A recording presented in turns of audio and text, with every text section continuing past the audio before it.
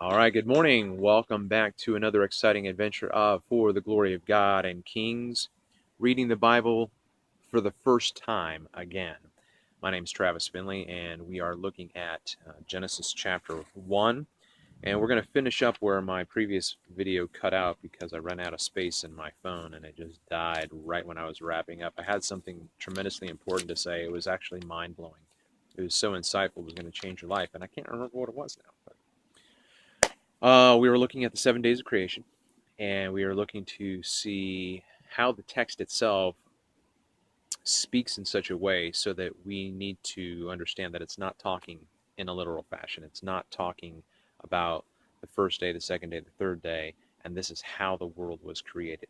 So I offered evidences of why I think in a literary presentation, Genesis 1 is not to be understood in a literal straightforward fashion. So we're here at day 7, and there are two things that I want to offer up as a suggestion that day 7 is not a normal day. First is that it is different than all of the other 6 days because it doesn't have the designation, and there was evening and there was morning the seventh day. Okay, so that sets it apart, and we need to ask the interpretive question: why isn't that here? What makes that? Why is this different? And then the other instance is something that associates it with day 2, in that both day 2 and day 7 are the only days wherein God does not pronounce a benediction, and God saw that it was good. God saw that it was good. So that was really where my talk yesterday, excuse me, was going to end. And so now we're going to move into an issue in Genesis 1 that we haven't addressed yet. And I'm going to try to do the best I can with this concept of what is called the divine council. The divine council, that is, that God holds court in his heavenly throne room over other divine council members. Okay? And the first indication of that here in the text is the term in the Hebrew for God. And the term for God in the Hebrew in this text is plural. So it says, in the beginning, gods, he created. So in all classical and dead and romantic languages, as opposed to English, subjects have designated verbs that match their persons. Okay, so if you have a singular subject, it's going to have a singular verb. Here we have a plural subject with a singular verb. So literally it says, in the beginning, gods, we would think they created heaven and earth. But it says he created.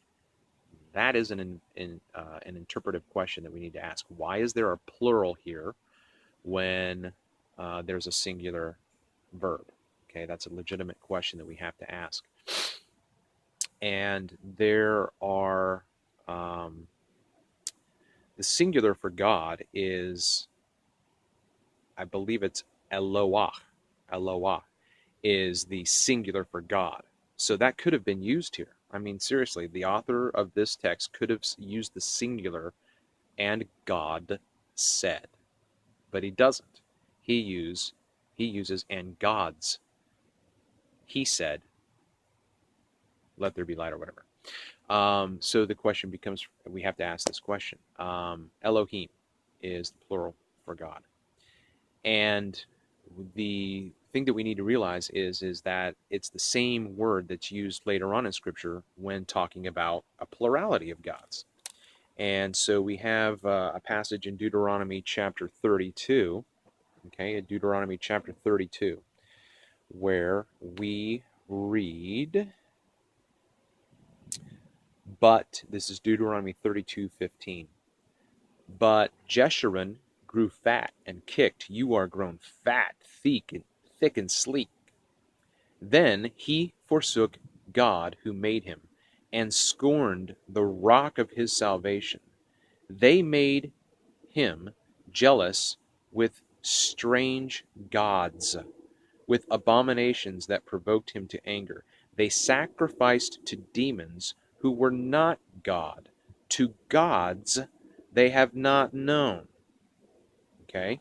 So in the English, we see a difference between God and gods. First of all, my word for God is capitalized, and the word for gods is not capitalized, and it's plural. But in the Hebrew, both words are the same word. Okay? So when it says, let me read it in an awkward, stilted fashion, okay?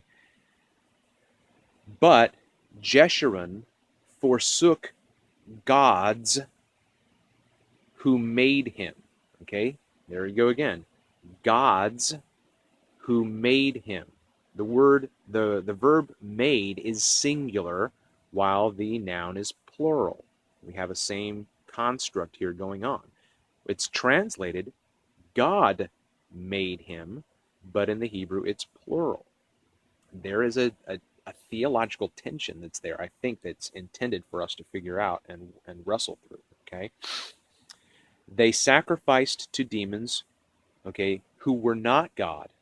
In the Hebrew, they sacrificed to demons who were not gods, to gods whom they have not known. Now, if we were going to be consistent, at least in theory, it should be this, it could come across this way. They sacrificed to demons, plural, who were not gods, plural, to gods whom they have not known. That's consistent, at least in terms of plurality. Okay? So the term Elohim is a designation of a group. Okay? It's a designation of a group. Here is another instance in Psalm 82. Okay? Psalm 82 says, singular, but plural in the Hebrew, God takes his stand in his own council, in his own congregation. A congregation is more than one, okay? And God takes his stand in the midst. He judges in the midst of the Elohim. He judges in the midst of the Elohim. But guess what? This word isn't translated Elohim here. It's translated rulers. It's not translated gods. It's translated rulers. Right there, you know me by now. Translate consistently. Don't interpret for us, because that interpretation completely changes the meaning of the text. Okay? God takes his stand in the midst of his council, in the midst of the judges.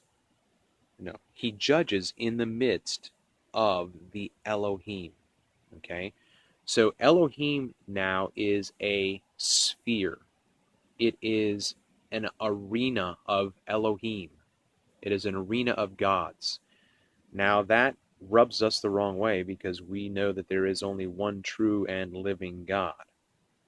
So what do we do with this? Okay, that's an issue that we need to wrestle with, and I don't really have an answer. I'm not opposed to it.